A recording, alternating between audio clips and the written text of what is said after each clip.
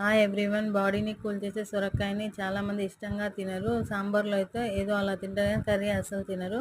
దీనికి best combination అంటే chapati. Chapati and సొరకాయ కర్రీ అల్టిమేట్ కాంబినేషన్.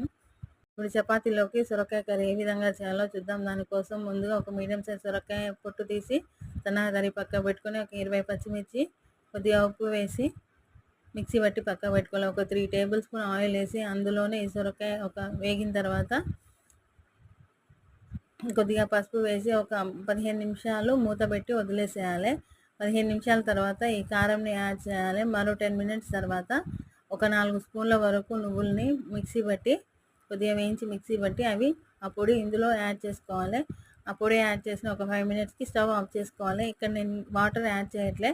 సొరకాయలు ఉండే వాటర్తోనే కూర చాలా అంటే చాలా మెత్తగా ఉడుకుతుంది. వేస్తే కరిగిపోయే విధంగా ఉంటుంది.